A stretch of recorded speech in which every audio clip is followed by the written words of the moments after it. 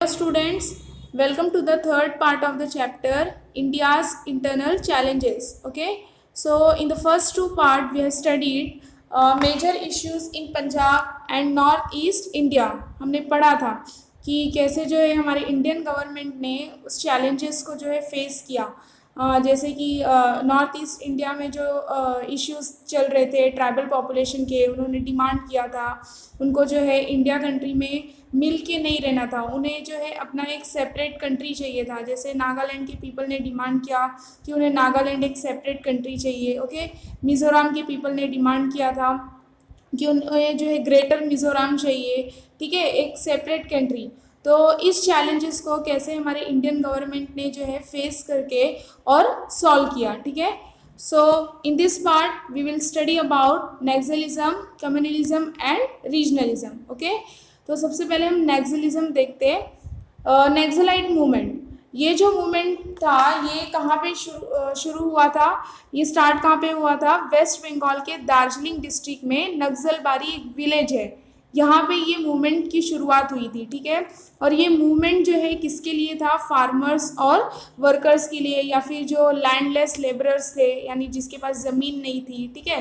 तो जो ज़मींदार होते हैं, अभी भी कुछ जैसे कि बैकवर्ड एरिया है, ठीक है, जहाँ पे स्मॉल लैंड होल्डिंग फार्मर्स रहते हैं, यानी उसके उनके पास खेती करने के लिए ज़मीन कम होती है, ठीक है। और लैंडलेस लेबरर्स होते हैं जिनके पास ज़मीन ही नहीं होती है, तो वो क्या करते हैं कि ज़मींदार के ज़मीन में जाके जो है खेती करते हैं, और वहाँ पे मतलब ज़मींदार जो भी वर्क उनसे करवाना चाहते हैं वो करवाते हैं, ठीक है, अभी भी ये है। तो ये इशू जो है फार्मर्स का इशू, लैंडलेस लेबरर का इशू सॉल्व करने के लिए ये नक्सलबारी विलेज में कुछ पीपल जो है आगे बढ़े, और उन्होंने इनको जो है सपोर्ट करने के लिए, फार्मर्स को, पुअर को सपोर्ट करने के लिए ये आगे बढ़े, इन्होंने मूवमेंट किया। ओके, तो हम देखते हैं आगे। This movement started at Naxalbari in Darjeeling district in West Bengal, and the Naxalites organized the small land holding farmers and land laborers and took charge of their lands, put up red flags and declared that area as free territory in 1967. See, ये movement जो है कहाँ पे start हुआ था? Waste Bengal के Darjeeling district में Naxalbari village में। ओके, और ये जो नक्सलाइट्स थे, यानी जिन्होंने ये मूवमेंट स्टार्ट किया था, उन्होंने जो है किसके सपोर्ट में?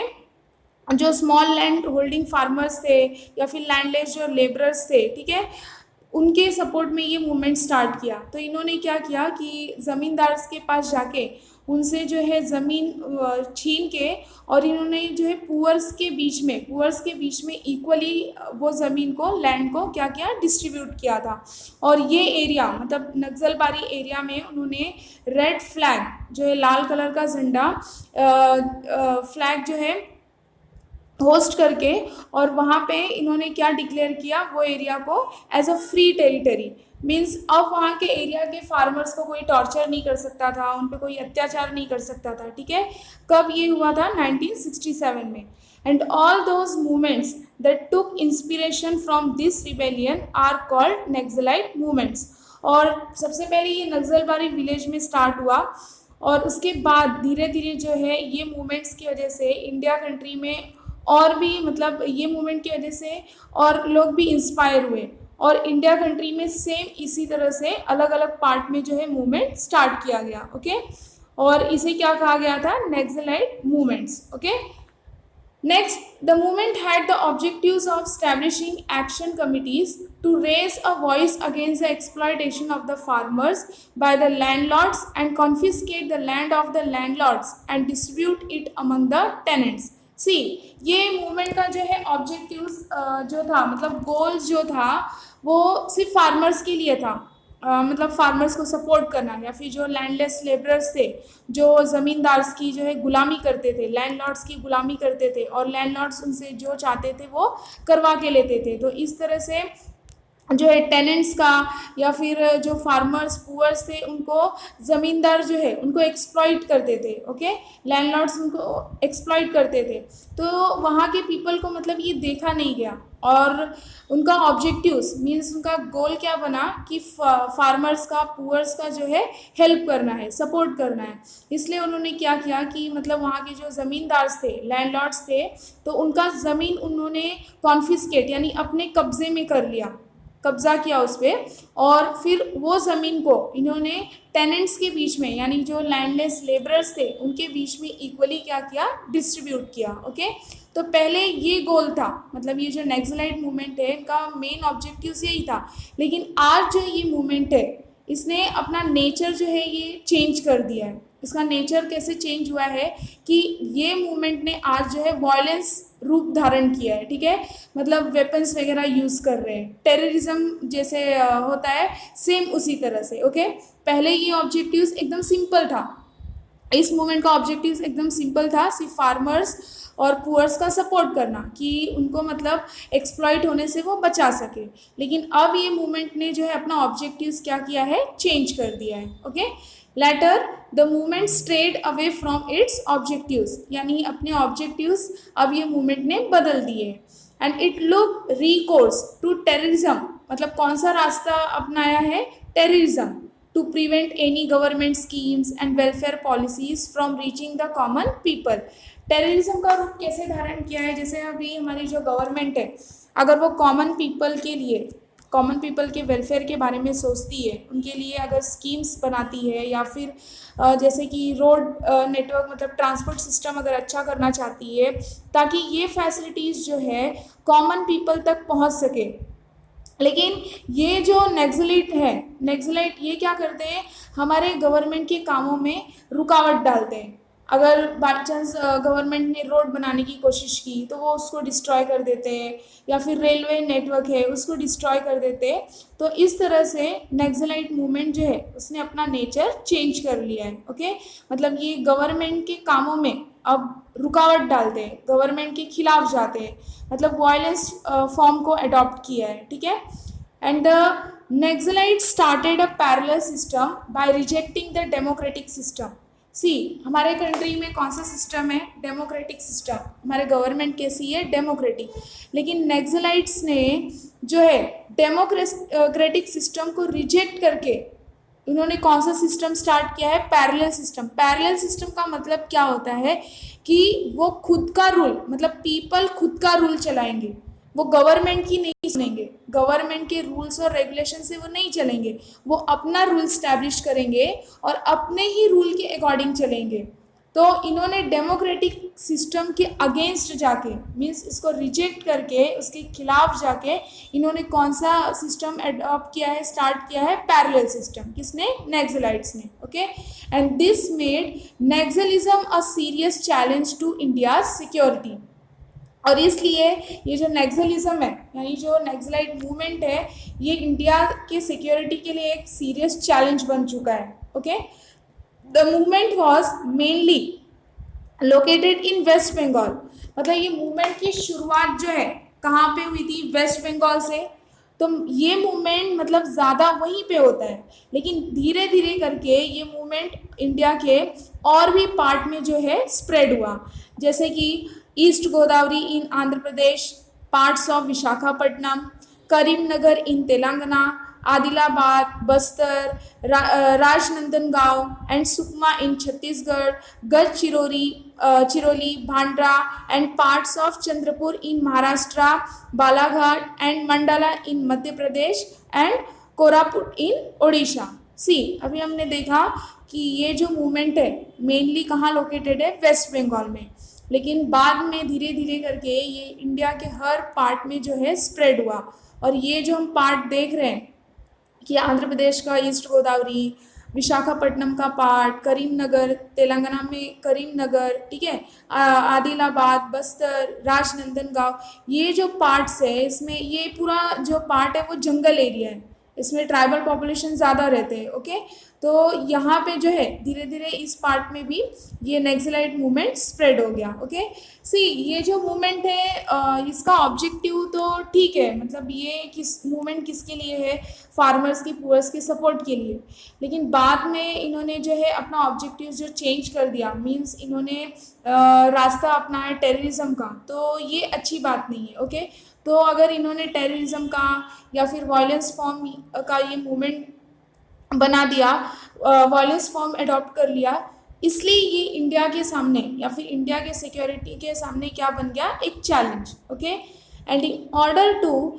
Maintain their influence the Naxalites established an organization called People's Liberation Guerrilla Army, that is PLGA, and this conflict is still going on. See, मतलब नक्सलाइट्स ने उनका प्रभाव जो है, उनका इन्फ्लुएंस पूरे कंट्री पे बना रहे, इसके लिए इन्होंने एक ऑर्गेनाइजेशन ही स्टैब्लिश कर दिया, और इसी ऑर्गेनाइजेशन के थ्रू ये हर एक पार्ट में जो है मूवमेंट करते रहते हैं, और इस ऑर्गेनाइजेशन का नाम क्या है, people's liberation guerrilla army. Okay, और ऐसा कहा जाता है कि ये जो कॉन्फ्लिक्ट है, यानी ये जो मूवमेंट है, जो नक्सलाइट जो है गवर्नमेंट के, हमारे गवर्नमेंट के खिलाफ चले जाते हैं, ठीक है, हिंसा का रूप ले लेते हैं, तो ये कॉन्फ्लिक्ट अभी भी जो है चल रहा है। ओके, नेक्स्ट है कम्युनलिज्म।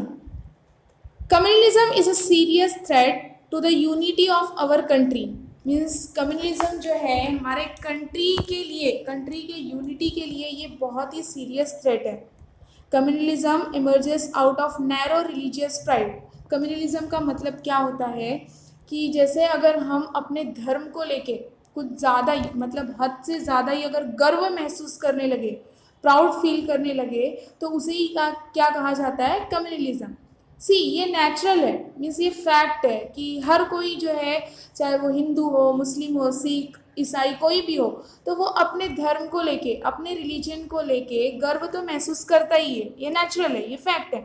लेकिन अगर यही जो गर्व है, ये प्राइड अगर एक्सेसिव हो जाए, यानी हद से ज़्यादा हो जाए, हम सिर्फ अपने ही बारे में सोचने लगे, जैसे हिंदूज है तो वो अपने धर्म को जो है, अपने रिलीजन को सुपीरियर समझे, और दूसरे के धर्म को, जैसे मुस्लिम को बोले कि उनका धर्म इन्फीरियर है, सिख को बोले, ठीक है, और मोमेडियन हिंदू को बोले कि उनका धर्म इन्फीरियर है और हमारा धर्म जो है वो सुपीरियर है, तो ये गलत है।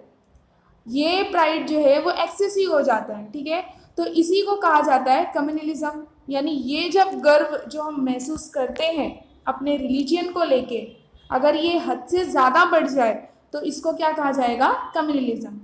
And the British sowed the seeds of communalism in our country. और ये कम्युनलिज्म का बीज जो है कौन बो के गए हमारे कंट्री में, ब्रिटिश, क्योंकि वो तो जब ब्रिटिश ने इंडिया पे रूल किया था, तो वो स्टार्टिंग से ही नहीं चाहते थे कि हिंदू और मुस्लिम एक रहे, यानी हिंदू और मुस्लिम के बीच में यूनिटी रहे, ठीक है, तो उन्होंने ही ये कम्युनलिज्म का बीज जो है हमारे कंट्री में बो के चले गए, ठीक है। People of different religions have happily lived together since many centuries, मतलब मेनी सेंचुरी से जो है पीपल ऑफ डिफरेंट रिलीजन, अलग अलग धर्म के लोग जो है, पीपल हैप्पीली मतलब खुशी खुशी रहते थे। And there is nothing wrong in people of different religions living together in a country while being duly proud of their own religion. See, और पीपल के बीच में जो है मिसअंडरस्टैंडिंग कभी नहीं होगी, कोई रॉन्ग मतलब हैपन नहीं होगा। अगर पीपल जो है ऐसा सोचे, ठीक है, वो सोच रहे हैं ये सही है, अपने रिलीजन के बारे में वो गर्व महसूस कर रहे हैं, ठीक है, लेकिन दूसरे के रिलीजन को वो इन्फीरियर ना बताएं। अपने रिलीजन को अगर सुपीरियर मान रहा है हर कोई, चाहे वो हिंदू हो, मुस्लिम हो, कोई भी हो, लेकिन अगर वो दूसरे के रिलीजन को, दूसरे के धर्म को अगर इन्फीरियर बता रहा है, तो ये गलत है। अगर ऐसा हुआ तो पीपल के बीच में मिसअंडरस्टैंडिंग होगी, ओके, और हर कोई जो है, हर धर्म के लोग एक दूसरे के धर्म को शक की निगाहों से देखेंगे, एक दूसरे को जो है एनिमी समझेंगे, दुश्मन समझेंगे अपना, okay. But when this pride becomes excessive then it turns into bigotry. Bigotry का मतलब क्या होगा, कि एक दूसरे के धर्म को जो है गलत समझना और अपने धर्म को जो है मतलब अच्छा समझना कि हमारा धर्म जो है सुपीरियर है और दूसरे का धर्म जो है वो इन्फीरियर है। ओके, तो इसको क्या कहा जाएगा? बाइगॉट्री। अगर यही प्राइड एक्सेसिव हो गया, मतलब हर कोई जो है अपने धर्म को लेके ये कहेगा कि नहीं हम अच्छे हैं, वो खराब है, उनका धर्म बेकार है, हमारा कल्चर अच्छा है, उनका कल्चर अच्छा नहीं है, तो ये किस में चेंज हो जाएगा, किस में टर्न हो जाएगा? बाइगॉट्री में, मतलब डिवाइड हो जाएगा, सब अपने ही धर्म को अच्छा समझेंगे और इससे क्या होगा? फिर रायोट्स यानी दंगा फसाद भी हो सकता है। ठीक है, each one then begins to consider their religion superior and others inferior. फिर इससे क्या होगा कि हर एक लोग जो है, हर एक धर्म के लोग अपने धर्म को सुपीरियर मानेंगे और दूसरे के धर्म को inferior. This leads to religious fanaticism. Fanaticism का मतलब क्या? कि अगर कोई बाई चांस अगर आप अपने धर्म को लेके जो है बहुत ज़्यादा ही गर्व महसूस कर रहे हो और दूसरा कोई अगर आके आपके धर्म के बारे में कुछ बोल देता है या फिर आपके धर्म को गाली दे देता है, तो आपको गुस्सा आ जाएगा और आप क्या करोगे? उसके साथ फाइट करने लगोगे। तो इसको क्या कहा जाएगा? फैनेटिज्म। ठीक है, next, fanaticism is a base of communalism. Communalism का बेस ही क्या है? फैनेटिज्म।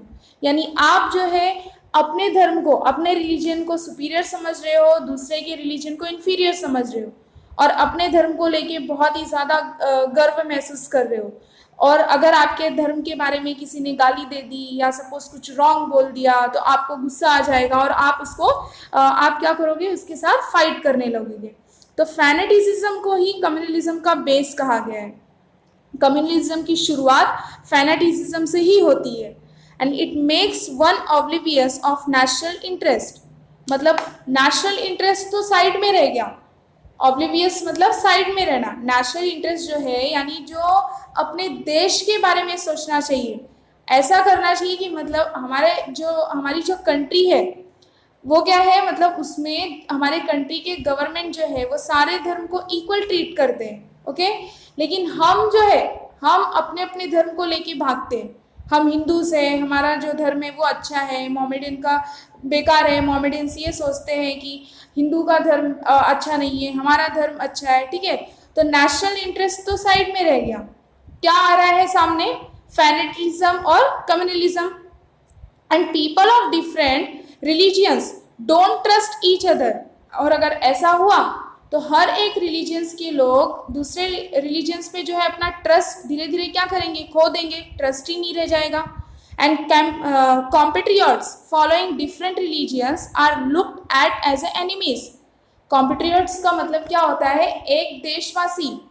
जैसे हमारे कंट्री में जो है अलग अलग रिलीजन के लोग रहते हैं, सिख, ईसाई, ओके, हिंदूज, मोमेडियंस सब रहते हैं। तो डिफरेंट रिलीजियंस के लोग एक दूसरे को क्या समझने लगेंगे? अपना दुश्मन। ओके, नेक्स्ट, इवन कॉमेंसलिटी और coming together on festivals becomes rare. और अगर ऐसा हुआ कि हर एक रिलीजन के लोग एक दूसरे रिलीजन को शक की निगाहों से देखेंगे या फिर उनको अपना दुश्मन समझेंगे, तो उनका एक साथ आना भी पॉसिबल नहीं होगा, वो भी कम हो जाएगा। जैसे हम जो है हमारे कंट्रीज़ में अलग अलग रिलीजन के लोग होते हैं, तो उनका कल्चर, ट्रेडिशन और फेस्टिवल सेलिब्रेट करने का जो रीति रिवाज है वो सब कुछ अलग है। लेकिन हम क्या करते हैं? हर एक दूसरे के फेस्टिवल्स में जो है इन्वॉल्व होते हैं, उनको फेस्टिवल्स को सेलिब्रेट करते हैं। पर अगर हम दूसरे के धर्म को इन्फीरियर समझेंगे और अपने धर्म को सुपीरियर समझेंगे, तो फेस्टिवल में एक साथ आना भी क्या हो जाएगा? कम हो जाएगा। And as a result, it becomes difficult for everybody to come together and get organized for their demands and rights as citizens। और सी, हमने ये पढ़ा है एकता में बल, हमने पढ़ा है, स्टोरी पढ़ी है एकता में बल। और अगर हम यूनाइट होके नहीं रहेंगे, हमारे कंट्री में हम यूनाइट होके नहीं रहेंगे, तो हमारे जो डिमांड्स हैं एज अ सिटीजन्स, जो हमारी डिमांड्स है या फिर राइट्स है, तो हम ऑर्गेनाइज होके यानी इकट्ठा होके वो गवर्नमेंट से कैसे कर सकते हैं? जब हमारे ही अंदर यूनिटी नहीं है तो हम कैसे गवर्नमेंट से अपने डिमांड्स को पूरा करवा सकते हैं या फिर हमारे जो अधिकार है वो हम गवर्नमेंट से मांग सकते हैं? क्योंकि हमारे अंदर ही यूनिटी नहीं है, हम तो अपने धर्म को लेके ही आगे भाग रहे हैं। दूसरे के धर्म को जो है इन्वॉल्व ही नहीं कर रहे, या फिर दूसरे के धर्म को अच्छा समझ ही नहीं रहे, ठीक है। Fanaticism makes the perspective of looking at events and people prejudiced. Prejudice का मतलब क्या होगा कि किसी के साथ रॉन्ग बिहेव करना। इससे क्या होगा कि फैनेटिज्म पीपल के जो है नज़रिए को बदल देता है। पर्सपेक्टिव मीन्स क्या होगा, नज़रिया।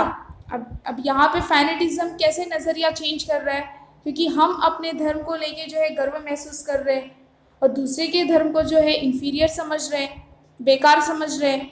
तो ये हमारा देखने का नज़रिया क्या हुआ, अलग हुआ ना। और जब नज़रिया अलग हो जाएगा तो पीपल का प्रीजुडाइज यानी उनके तरफ हमारा बिहेवियर भी क्या होगा, अलग होगा। रॉन्ग बिहेव करेंगे हम उनके साथ। And some people begin to think of economic and social questions also in the framework of their own religion, ठीक है।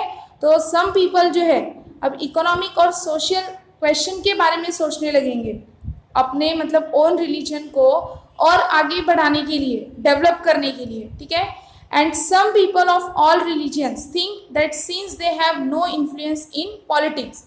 और बेचारे कुछ रिलीजन के लोग जो मतलब जैसे भी हिंदूज को ही ले लो, अगर उनके साथ अलग बिहेव हो रहा है या फिर मोमेडियंस के साथ अलग बिहेव हो रहा है, तो ऑल रिलीजियंस के कुछ पीपल जो है सारे धर्म के कुछ पीपल जो है, कुछ ग्रुप के पीपल जो है ये सोचना स्टार्ट कर देंगे कि उनका पॉलिटिक्स में यानी राजनीति में अब कोई इन्फ्लुएंस ही नहीं रहा है। And they began to believe that they are being unjustly. अब वो क्या सोचना स्टार्ट करेंगे कि उनके साथ तो अन्याय हो रहा है, उनके साथ क्या हो रहा है, अन्याय हो रहा है, उनको अनजस्टली जो है ट्रीट किया जा रहा है। And they hold the idea that government is partial against their religion. फिर धीरे धीरे उनके मन में ये भी मतलब शंका आएगी, ये शक करेंगे कि गवर्नमेंट भी जो है उनके रिलीजन के खिलाफ जो है पार्शियल है, यानी वो पार्शियलिटी कर रहा है, भेदभाव कर रहा है, okay. And in such a condition they become too sensitive about their religion and their coreligionist. और इसके वजह से मतलब ऐसा अगर कंडीशन आ गया, मतलब एक दूसरे मतलब हर एक रिलीजन के लोग अगर अब दूसरे के रिलीजन को दुश्मन समझेंगे, उनसे जो है धीरे धीरे अपना ट्रस्ट जो है खो देंगे, तो इससे क्या होगा कि ये कंडीशन में लोग जो है उनके रिलीजन के लोग क्या और भी ज़्यादा सेंसिटिव बनते जाएंगे, okay. And if anybody speaks about the people of their religion or insult the religious symbols knowingly or unknowingly, riots break out because of this kind of thinking। और बाई चांस अगर किसी भी religion के people ने किसी दूसरे religion के बारे में कुछ गलत बोल दिया या फिर उसके रिलीजियस सिंबल्स का जो है मजाक बना दिया, इंसल्ट कर दिया, नोइंगली हो या फिर अननोइंगली हो, यानी जानबूझ के हो या फिर अनजाने में हो, तो वही क्या होगा, रायोट्स यानी दंगा फसाद होने लगेंगे, मारा पीटी, फाइटिंग होगा। और इसमें जो है नुकसान जो है दोनों का होगा। जिस भी रिलीजन के बीच में अगर रायोट्स हो रहे हैं, दंगा फसाद हो रहा है, तो दोनों की लाइफ, दोनों रिलीजन के पीपल की लाइफ, प्रॉपर्टी सब डिस्ट्रॉय होगी। अगर ऐसी सोच बनी रही तो hundreds of innocent people are killed. दंगा फसाद तो होगा, किसी एक ने बोल दिया, किसी एक रिलीजन के कोई जैसे अभी हिंदू रिलीजन में से अगर एक पीपल मतलब एक पर्सन ने भी मोमेडियन धर्म के बारे में कुछ बोल दिया, कुछ गलत बोल दिया या फिर गाली दे दी उस धर्म को या फिर उनके सिंबल्स का इंसल्ट कर दिया, तो हिंदू और मुस्लिम दोनों में जो है रायोट्स हो जाएंगे। या फिर मुस्लिम ने ही क्रिश्चियन के बारे में या फिर क्रिश्चियन ने हिंदू के बारे में कुछ बोल दिया तो रायोट्स ब्रेक होगा वहाँ पे, और बेचारे इनोसेंट पीपल उसमें मारे जाएंगे। Public property worth crores of rupees is damage. Public की प्रॉपर्टी जो है करोड़ों रुपीस जो है उस रायोट्स में डैमेज हो सकती है, okay. Next, public piece is destroyed. और कम्युनलिज्म की वजह से अगर हम कुछ ज़्यादा ही जो है एक्सेसिव प्राउड फील कर रहे हैं अपने रिलीजन को लेके, तो इससे पब्लिक पीस भी जो है वो भंग हो सकती है, okay. And due to the bitter memories of the riots people are estranged from each other and mutual trust receives a setback. See, bitter means कड़वाहट। और अगर रायोट्स के वजह से, दंगा फसाद की वजह से अगर पीपल के मन में क्या रहा, बिटर मतलब कड़वाहट रही, अगर एक दूसरे को लेके उनके मन में कड़वाहट हुई तो वो एक दूसरे से दूर चले जाएंगे, जुड़ नहीं पाएंगे उनसे, ठीक है। और धीरे धीरे करके जो उनके बीच में जो ट्रस्ट है वो भी क्या हो जाएगा, साइड में रह जाएगा। धीरे धीरे वो ट्रस्ट जो है वो लूज कर देंगे। And trust between people is the basis of को एग्जिस्टेंस। और अगर साथ में रहना है या फिर यूनिटी बना के रहना है, कंट्री में यूनाइट होके रहना है, को एग्जिस्ट होके रहना है, एक दूसरे को मतलब कॉपरेट करके चलना है, काम करना है, तो पीपल के बीच में ट्रस्ट होना ज़रूरी है। अगर ट्रस्ट नहीं है तो कुछ भी नहीं है, okay. If trust breaks social unity receives a blow. अगर ट्रस्ट ब्रेक हुआ, ट्रस्ट टूटा, ठीक है, तो सोशल यूनिटी भी क्या होगी, टूट जाएगी। How can national unity be achieved without social unity. और अगर सोसाइटी में ही यूनिटी नहीं रहेगी, सोसाइटी में रहने वाले लोगों के बीच में ही यूनिटी नहीं रहेगी, तो नेशनल यूनिटी कैसे अचीव हो सकता है। क्योंकि सोसाइटी जब डेवलप होगी, सोसाइटी में यूनिटी रहेगी, तो उसकी वजह से धीरे धीरे नेशन की भी यूनिटी बरकरार रहेगी। तो अगर ट्रस्ट टूटा लोगों के बीच का, तो सोशल यूनिटी नहीं रहेगी। और अगर सोशल यूनिटी नहीं रहेगी तो नेशनल यूनिटी भी अचीव नहीं की जा सकती, okay. Hence it is necessary that we all counter this religious communalism with all our strength, okay. तो इसलिए ये ज़रूरी है, काउंटर करना मतलब उसको रोकना, अगेंस्ट जाना, जो भी ये रिलीजियस कम्युनलिज्म है इसको रोकना, ओके, पूरे अपने स्ट्रेंथ के साथ। और ऐसा नहीं है कि सिर्फ एक रिलीजन ही इसको करे, मतलब हमारे कंट्री में जो ऑल रिलीजन्स के लोग रहते हैं उनको सबको एफर्ट करना चाहिए और इस रिलीजियस कम्युनलिज्म को रोकना चाहिए, इसके खिलाफ जाना चाहिए, okay. And for this we should mix with people of different religions. और अगर कम्युनलिज्म को ख़त्म करना है, उसको एंड करना है, तो इस पर्पस के लिए हमें ऑल रिलीजियंस के, मतलब हमारे कंट्री में जितने भी रिलीजियंस के पीपल रहते हैं उनके साथ मिक्स होना चाहिए, okay. And we should accept the good practices and ideas of each other. और अलग अलग धर्म के लोगों की जो प्रथाएं हैं, अच्छी अच्छी जो प्रथाएं हैं, जो आइडियाज़ है, वो क्या करना चाहिए, एक्सेप्ट करना चाहिए, okay.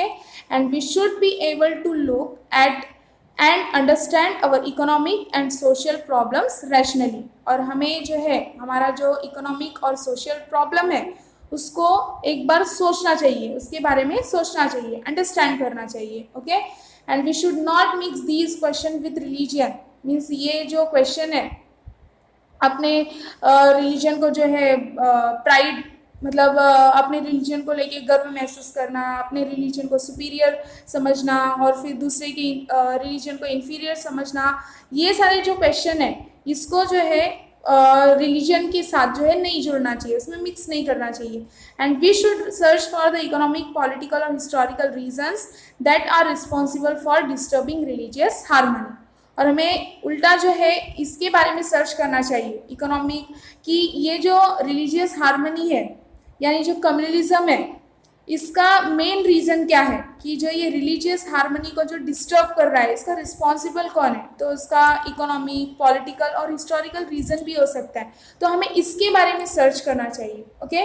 And this is the only way to put an end to communalism. और यही एक रास्ता है जिससे जो है कम्युनलिज्म का खात्मा किया जा सकता है, okay. And strengthen national unity.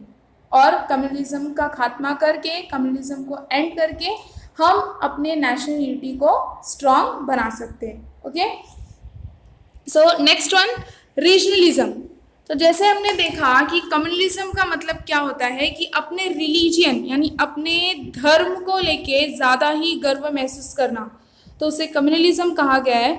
और रीजनलिज्म मीन्स हम जहाँ रह रहे हैं, जिस रीजन में, जिस एरिया में या फिर जिस प्रोविंस में रह रहे हैं, उस रीजन को लेके एक्सेसिव प्राइड जो है, कुछ ज़्यादा ही प्राउड फील करना, उसको क्या कहा जाएगा, regionalism. Regionalism means having excessive pride about one's region. यानी कोई भी हो, अगर कोई पर्सन अपने रीजन को लेके हद से ज़्यादा प्राउड फील कर रहा है तो उसका मतलब क्या होता है, regionalism. It is one thing to introduce oneself as a Bengali or a Marathi person. But if I think that because I am a Bengali or a Marathi, I am superior to others from other provinces, it can be termed as excessive regional pride. सी ये अलग बात है, ये one thing है। Means अगर अपने आप को आप इंट्रोड्यूस कर रहे हो कि मतलब मैं बंगाली हूँ, I am a Bengali person, I am a Marathi person, ठीक है, तो ये ठीक है। हम अपने आप को जो है इंट्रोड्यूस करवा रहे हैं कि मैं गुजरात से हूँ, मैं महाराष्ट्र से हूँ, ठीक है, मैं मराठी हूँ, मैं गुजराती हूँ, मैं यूपी से हूँ, या फिर मैं बंगाली हूँ, ये अलग बात है। लेकिन अगर आप ऐसा सोच रहे हो कि आई एम ए बंगाली और अ मराठी, मतलब मैं दूसरे से जो है सुपीरियर हूँ और दूसरे रीजन में जो रह रहा है वो इन्फीरियर है, तो इसे क्या कहेंगे, रीजनल प्राइड जो है आपका वो ज़्यादा ही हो गया, एक्सेसिव हो गया। तो ये तो ऐसा लग रहा है कि आप एक बीमारी में डूब गए हो। कैसे लग रहा है, आप एक बीमारी में डूबे हुए, जैसे हमेशा मतलब एक ही बात की रट लगाए रखना कि मेरा जो रीजन है, मैं जहाँ रहता हूँ वो सुपीरियर है, ठीक है। जैसे अगर महाराष्ट्र में रह रहे हैं, मराठी स्पीकिंग पीपल है, तो हम जो है सुपीरियर है, ठीक है। और यूपी बिहार से आए लोग हैं या फिर कोई भी मतलब रीजन से आए हैं तो वो इन्फीरियर है, ऐसा तो वो एक्सेसिव प्राइड हो जाता है, ये गलत है। ओके, अगर आप सिंपल अपने आप को इंट्रोड्यूस करवा रहे हो तो ये ठीक है, ये नेचुरल है, ये फैक्ट है, कोई भी कर सकता है। The love for one's province turns morbid due to this kind of an excessive regional pride. आपको वो बीमारी में डुबा सकता है। मॉर्बिड मतलब क्या होता है, बीमारी में डूबा हुआ।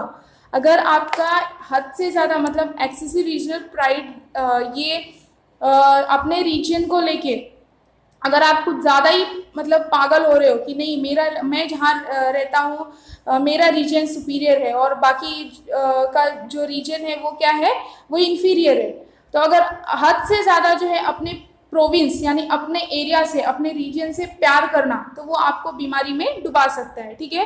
And it is natural to feel love for one's province, but it should not become abnormal, ठीक है, ये नेचुरल है। मतलब आप अगर अपने प्रोविंस से, अपने रीजन से प्यार कर रहे हो तो ये नेचुरल है, फैक्ट है, ये होना चाहिए, लेकिन इसको एबनॉर्मल नहीं होने देना है। मतलब हद से ज़्यादा मतलब ये नहीं बताना है, शो ऑफ नहीं करना है कि हमारा रीजन अच्छा है, हमारा रीजन सुपीरियर है, हम सुपीरियर है, बाकी का प्रोविंस अच्छा नहीं है, वहाँ के रहने वाले लोग अच्छे नहीं है, ठीक है।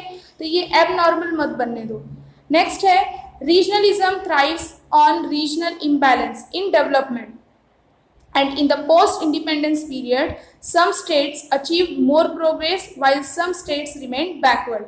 See, regionalism की वजह से क्या हो सकता है, डेवलपमेंट में रीजनल इम्बैलेंस हो जाएगा। अगर यही सोच रहे, सी हम लोगों को क्या करना है कि हमारे कंट्री की तरफ ध्यान देना है, हमारी कंट्री जो है, कंट्री में यूनिटी बना के रहना है, कंट्री की तरफ ध्यान देना है, पूरी कंट्री को डेवलप करने के बारे में सोचना है। सिर्फ अगर हम अपने ही रीजन को लेके आगे आगे चलेंगे, अपने ही रीजन के बारे में सोचेंगे, तो इससे क्या होगा कि कुछ रीजन जो है वो हद से ज़्यादा डेवलप हो जाएंगे और कुछ रीजन हर एक चीज़ में बैकवर्ड ही रह जाएंगे। ओके, तो इसलिए ऐसा कहा गया कि पोस्ट इंडिपेंडेंस पीरियड में यही सोच से जो है कुछ स्टेट जो है इसने ज़्यादा ही प्रोग्रेस अचीव कर लिया है और कुछ स्टेट जो है वो अभी तक क्या रह गए हैं, backward. Okay, next, for example states like Maharashtra, Gujarat, Punjab, Tamil Nadu developed economically and industrially, various states like Odisha, Bihar, Assam remained undeveloped economically and industrially। तो एग्जाम्पल्स दिया है जैसे कि स्टेट लाइक महाराष्ट्र है, गुजरात है, पंजाब, तमिलनाडु, तो ये इकोनॉमिकली भी और इंडस्ट्रियली भी ये डेवलप्ड हो चुके हैं। लेकिन अगर हम दूसरे स्टेट्स की बात करें जैसे कि उड़ीसा है, बिहार है, आसाम है, ये अभी भी इकोनॉमिकली और इंडस्ट्रियली दोनों तरफ से अनडेवलप्ड है। Okay, and economic development and reforms are the foundation of progress. अगर प्रोग्रेस करना है, अपने कंट्री का डेवलपमेंट करना है या फिर उसको आगे मतलब बढ़ाना है, तो फाउंडेशन क्या है, इकोनॉमिक डेवलपमेंट और रिफॉर्म्स मीन्स सुधार। Okay, and as a result the states that develop economically can also achieve progress in other areas like education, health and culture. तो ऐसा अगर इसके वजह से अगर जो है इकोनॉमिक डेवलपमेंट और रिफॉर्म्स हर एक रीजन में इक्वली होते रहे, तो इससे क्या होगा कि हर एक स्टेट्स में अदर एरियाज में भी डेवलपमेंट होंगे, जैसे कि एजुकेशन में हेल्थ में और कल्चर में। The states which have not developed in this manner remain backward in education and civic amenities. See, अगर जो स्टेट ऑलरेडी अनडेवलप्ड है, जैसे कि हमने देखा उड़ीसा, बिहार, आसाम, ये तो इकोनॉमिकली और इंडस्ट्रियली भी जो है अनडेवलप है। तो अगर ये अनडेवलप है, ये बैकवर्ड है इस फील्ड में या इस एरियाज में, तो उसको एजुकेशन और सिविक एम्यूनिटीज यानी सिविक फैसिलिटीज जो है उसमें भी बैकवर्ड रहना पड़ेगा, उसमें भी ये पीछे ही रहेगा। The opportunities of development available to people in developed states are not possible for people in backward state. See, अगर मतलब हम देखेंगे कि जो डेवलप्ड स्टेट है, तो डेवलप्ड स्टेट के पीपल को जो अपॉर्चुनिटीज मिल रही है डेवलप होने के लिए, वो बैकवर्ड स्टेट्स के पीपल को पॉसिबल नहीं है, क्योंकि सारी फैसिलिटीज, सारी अपॉर्चुनिटीज किसको मिल रही है? जो डेवलप्ड स्टेट के पीपल हैं। बेचारे जो बैकवर्ड स्टेट के पीपल हैं वहाँ पे तो ऑलरेडी वो लोग बैकवर्ड है ही है, तो आगे की फैसिलिटीज उनको पॉसिबल ही नहीं है। And they harass by problems of education, backwardness, unemployment, poverty etcetera. अब ये बेचारों को जो बैकवर्ड स्टेट के पीपल है उनको बहुत सारे प्रॉब्लम्स फेस करने पड़ सकते हैं, जैसे कि एजुकेशन एरिया में बैकवर्डनेस यानी वो हमेशा पीछे ही रहेंगे, अनएम्प्लॉयमेंट, उनको जॉब अपॉर्चुनिटी नहीं, पॉवर्टी, गरीबी, ठीक है। And they begin to think that they are being cheated. अब उनके मन में क्या ख्याल आएगा, वो क्या सोचना शुरू करेंगे कि उनके साथ चीटिंग हो रही है। And they are being kept away from the benefits of development. उन्हें डेवलपमेंट से दूर रखा जा रहा है। क्या सोचेंगे कि उनके साथ चीटिंग हो रही है और उन्हें जो है डेवलपमेंट के बेनिफिट से दूर रखा जा रहा है। Because of this, the understanding between states is broken. अब इसके वजह से अगर बैकवर्ड स्टेट के पीपल ये सोचने लगे कि जो है उनको उनके साथ चीटिंग हो रही है, उन्हें डेवलपमेंट के बेनिफिट से दूर रखा जा रहा है, तो स्टेट्स के बीच में जो अंडरस्टैंडिंग है वो धीरे धीरे क्या हो जाएगी, टूट जाएगी। Okay, this is turn has a negative impact on national unity. अब ऐसी अगर सोच रही बैकवर्ड स्टेट के पीपल की, अगर यही सोच रही, तो उसका नेगेटिव यानी गलत असर पड़ सकता है हमारे नेशनल यूनिटी पे। ओके, नेगेटिव इम्पैक्ट पड़ सकता है। And the economic imbalance that has endangered this understanding needs to be set right, और government makes efforts in that direction. तो हमारे गवर्नमेंट्स को जो है सोचना चाहिए इस डायरेक्शन में, इस डायरेक्शन की तरफ ध्यान देना चाहिए। यानी जो बैकवर्ड स्टेट है, अभी भी जो अनडेवलप्ड स्टेट है, उनको भी मतलब प्रोग्रेस कराने का मौका देना चाहिए, उनको भी वो एरियाज को भी डेवलप करना चाहिए। Okay, regionalism can affect developed as well as undeveloped states begin to believe that they are superior due to their superior history and culture and hence they have developed that much. तो regionalism जो है वो develop और undeveloped state दोनों पे भी असर कर सकता है। क्यों? क्योंकि मतलब जो डेवलप स्टेट है उनकी थिंकिंग क्या रहेगी कि हम सुपीरियर इसलिए हैं क्योंकि हमारी हिस्ट्री जो है वो ऑलरेडी जो है पहले से ही पास्ट में सुपीरियर रह चुकी है। शुरुआत से ही जो है, स्टार्ट से ही हम क्या रह चुके हैं, सुपीरियर रह चुके हैं, इसलिए आज तक जो है वो सुपीरियर ही बने हैं। हमारा कल्चर, हमारी हिस्ट्री जो है वो सुपीरियर है, इसलिए हम सुपीरियर है, और इसलिए हम इतने हद तक मीन्स इस लेवल तक जो है डेवलप हो चुके हैं। ये किसकी थिंकिंग रहेगी? डेवलप स्टेट की। और जो अनडेवलप स्टेट है वो तो बेचारे यही सोचेंगे कि गवर्नमेंट भी उनके साथ चीटिंग कर रहा है, गवर्नमेंट भी उनके साथ पार्शियल है। Okay, and then they begin to look down upon the people of underdeveloped region. They are not willing to share the benefits of development with the backward state.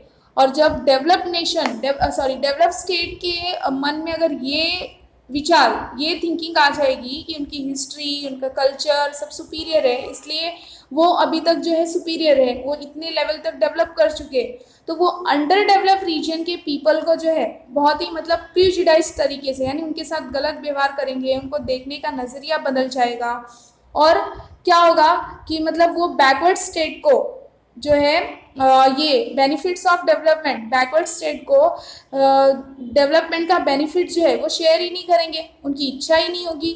Okay, and on the other hand, the people from backward areas need to arouse their regional identity to organize themselves. For this, they try to unnecessarily glorify local traditions and culture to prove their uniqueness, and this leads to regionalism. It endangers national unity. See, अगर develop nation ऐसा सोच रहे हैं तो हर कोई तो अपने identity यानी जो है अपनी पहचान बनाने की कोशिश करेगा. जब डेवलप स्टेट ये सोच रहे हैं कि हम सुपीरियर अपने हिस्ट्री और कल्चर की वजह से हैं, तभी हम इतने हद तक जो है डेवलप हो सके, और जो है वो अंडर डेवलप यानी जो बैकवर्ड स्टेट है उनकी तरफ ध्यान ही नहीं देंगे, उनके साथ जो है गलत ट्रीट करेंगे. तो दूसरी तरफ जो बैकवर्ड एरियाज़ के जो पीपल है वो भी क्या करेंगे, अपना रीजनल आइडेंटिटी यानी अपना रीजन की पहचान को आगे बढ़ाने के लिए जो है स्टेट में या फिर कंट्री में अपनी पहचान शो करने के लिए वो भी अपने आप को क्या करेंगे, ऑर्गेनाइज करेंगे, इकट्ठा करेंगे. और फॉर दिस वो क्या कोशिश करेंगे, अननेसेसरी लोकल ट्रेडिशन के बारे में बताना, कल्चर के बारे में बताना, ठीक है, ग्लोरीफाई करना, मतलब जो हमारा शान और शौकत होता है इसको शो ऑफ करना, वो भी अपने आप को जो है क्या प्रूफ करने लगेंगे, यूनिकनेस. यानी हम भी जो है सबसे हटके हैं, हमारा कल्चर भी अच्छा है, हमारा ट्रेडिशन भी अच्छा है, ठीक है, हम भी सुपीरियर हैं, ठीक है. तो ये सारी बातें जो है, ये थिंकिंग जो है बैकवर्ड एरियाज के पीपल के मन में आने लगेगी, और इसके वजह से क्या होगा, दिस लीड्स टू रीजनलिज्म, और इसी को क्या कहते हैं, रीजनलिज्म. लेकिन अगर रीजनलिज्म हुआ तो ये नेशनल यूनिटी को क्या कर सकता है, गायब कर सकता है. एंडेंजर्स का मतलब गायब करना. ओके, तो रीजनलिज्म का भी इफेक्ट जो है हमारे नेशनल यूनिटी पे पड़ सकता है. Next one, the evil of regionalism can be tackled by reducing the imbalance in development. And we have studied a few challenges that India is facing. Apart from these, there are several problems like overpopulation, cleanliness, agriculture, and the problems of the farmers, poverty, housing, and food.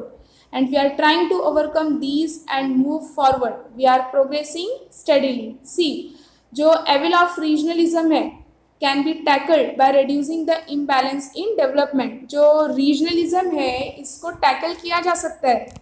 कैसे कि जो state का जो, जैसे कि हमने देखा कि कुछ स्टेट जो है वो डेवलप हो चुके हैं, कुछ स्टेट जो है वो अभी अंडर डेवलप हैं. तो ये अगर डेवलपमेंट के इम्बैलेंस को रिड्यूस किया जाए, यानी गवर्नमेंट अगर दोनों की तरफ, डेवलप स्टेट और अनडेवलप स्टेट दोनों की तरफ अगर इक्वल ध्यान दे, इक्वली फोकस करे, और दोनों को जो है बराबर बैलेंस में जो है डेवलप करने की कोशिश करे, तो इससे क्या होगा, धीरे धीरे जो डेवलपमेंट का इम्बैलेंस है, इम्बैलेंस इन डेवलपमेंट, वो रिड्यूस होगा. और अगर ये रिड्यूस होगा तो अपने आप रीजनलिज्म भी क्या हो जाएगा, ख़त्म हो जाएगा. ओके, तो हमने जो है कुछ चैलेंजेस देखे इस चैप्टर में, जो है फ्यू चैलेंजेस पढ़े जो इंडिया ने फेस किए हैं. अपार्ट फ्रॉम दिस, इसके अलावा भी जो है इंडिया में बहुत सारे प्रॉब्लम्स हैं, जैसे कि ओवर पॉपुलेशन का, cleanliness, agriculture, and problems of the farmers के तो प्रॉब्लम्स अभी तक ख़त्म नहीं हुए हमारे कंट्री में. पॉवर्टी मीन्स गरीबी, housing problem, and food. Okay, we are trying to overcome these and move forward. Means हम ये प्रॉब्लम्स को भी सॉल्व करते हुए आगे बढ़ रहे हैं. Okay, and we are progressing study.